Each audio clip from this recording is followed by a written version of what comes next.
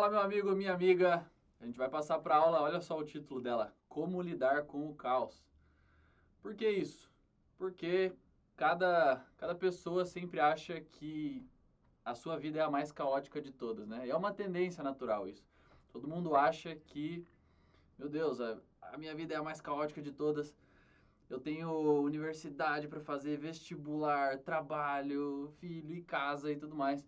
Isso que a gente chama do caos. O caos é essa mistura de atividades que, quando não é controlada, você tende a viver um fluxo orgânico, um fluxo inconsciente. Você vai pelo vento, você vai seguindo uma direção inconsciente, né? Então a gente vai entender um pouco isso para que você comece a tratar isso de forma consciente, porque no final das contas, todo mundo vive esse caos, todo mundo vive essa loucura de atividades. Parece que o dia não é suficiente a quantidade de horas, parece que você tem sempre mais atividade para fazer do que o tempo que você tem disponível. Parece que você faz e nunca avança. Então, você precisa começar a dominar o teu tempo, começar a entender, principalmente aqui, passando para o fato que nunca vai melhorar. Quando você parte desse pressuposto, o que você está considerando aqui? Você está considerando que você quer ser uma pessoa melhor.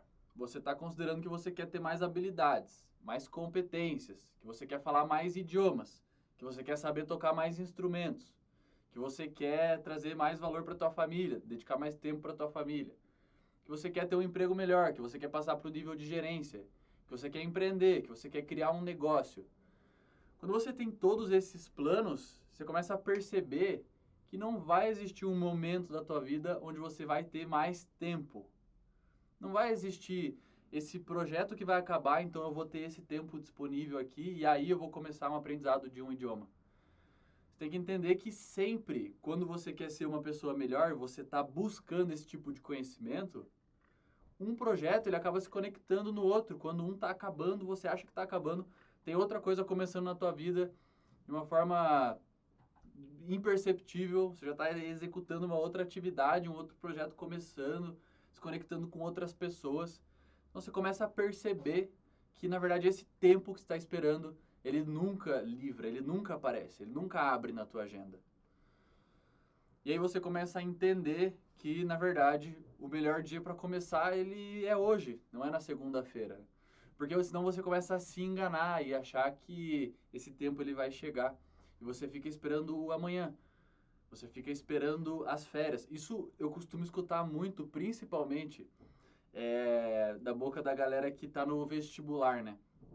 Porque a fase de vestibular, sim, ela é conturbada, ela parece ser muito intensa, mas por que ela é tão característica? Porque ela é uma transição muito clara da vida de criança para a vida de adulto, da vida de adolescente para a vida de adulto, onde as responsabilidades elas são muito menores, são muito pequenas, e você começa a entender o que é responsabilidade de verdade. Saber que você está dedicando um ano inteiro para um dia decisivo. Olha como essa responsabilidade ela fica em evidência, né? E aí o que acontece é que você costuma achar que quando você entrar para a universidade, algum tempo vai liberar. E na verdade, quando você entra na universidade, você percebe que o Titanic ele está afundando, né? Ele já tem um furo no Titanic. Você começa a entender que você tem a vida de calouro, você tem cálculo, você tem, enfim, qualquer que seja a tua área aí de estudo. Quando você entende a universidade de verdade, você começa a perceber que nenhum tempo liberou. E aí você chega na universidade, você percebe que para você ter um currículo bom e ser bem sucedido ali na tua área, você precisa entrar para os grupos de iniciação científica, para empresa júnior, para grupo de pesquisa. Você começa a ocupar o teu tempo e o professor passa lista quilométrica. Você tem que ficar na fila do Xerox, você tem que comer no restaurante universitário. Você começa a viver essa vida e você passa para a fase onde você quer buscar um estágio. Quando você busca um estágio, você entra e vive na empresa, você passa para a fase que você quer ter uma vaga como efetivo, começa a fazer curso, começa a se qualificar. Então você começa a entender que é sempre uma fase que você está esperando que não chega. Então, o que a gente começa a entender aqui? Que você precisa começar a viver as coisas de uma forma, no hoje, mas viver de uma forma onde você consiga conciliar tudo na jornada. Começa a dominar o teu tempo e tratar ele de forma preciosa. Uma coisa que eu sempre falo é que se você não valoriza o teu tempo, é muito difícil que as outras pessoas valorizem. E você vai começar a entender, quando você entrar no meio profissional, que o ser humano está sempre buscando o tempo dele ser mais valioso no ponto de vista dos outros. É isso que você está buscando. Por isso que as empresas medem a retribuição aos funcionários por horas, né? No final do mês lá juntam um salário, mas a base, as pessoas elas têm sempre uma base de quanto vale a hora de um funcionário. Quando você entrar no meio profissional, você começa a ver isso. Ou seja, você começa a entender que o tempo ele é valioso. E o tempo ele começa desde já, né? E aí você começa a entender também, por exemplo, quando a gente está gravando isso agora aqui, ou quando você estiver assistindo mesmo esse vídeo, não tem problema, para refletir quanto tempo durou a pandemia, por exemplo. Ó, agora vai fazer já 2 anos que duraram, né? E passou, já virou passado, já virou algo que acabou. Sendo que parecia que ia durar eternamente, o tempo ele é um pouco incerto, você não entende como tá passando as coisas, e quando você menos percebe, já passou 2 anos. Tenta lembrar o que você estava fazendo 2 anos atrás. O fato é que, cara, quando você fica colocando essa perspectiva para frente do tempo, parece que vai durar uma eternidade, né? O teu curso, por exemplo, se você faz uma graduação, ou na tua empresa, quanto tempo você já está? Você vê como esse tempo passa rápido? Então você precisa começar a aproveitar ele de forma inteligente. E aí, quando você menos perceber, você já vai ter estudado o teu idioma, ou não só estudado, mas usado o teu idioma por pelo menos 1 ano, 2 anos. E aí já vai ser o suficiente para você ter um bom nível e pelo menos viver ele de uma forma confiante, sem ter medo de aceitar uma entrevista, sem ter medo de aceitar qualquer situação que você precise para usar o idioma. Então aqui a gente chega na conclusão que você precisa começar a usar o teu tempo de forma mais proveitosa. Você começa a usar o tempo de forma mais inteligente, porque não vai surgir mais tempo, tem mais atividade entrando, eu preciso fazer coisas que sejam mais eficientes, que gerem mais resultados, aprender a conciliar elas de forma estratégica, conciliar todas essas atividades para que mais coisas, mais projetos saiam do papel e que você passe para o teu próximo nível, seja qualquer que seja a tua definição de próximo nível. Começa a aproveitar o teu tempo melhor. E é aí que está a grande diferença dessa galera desses poliglotas aí que falam vários idiomas, né?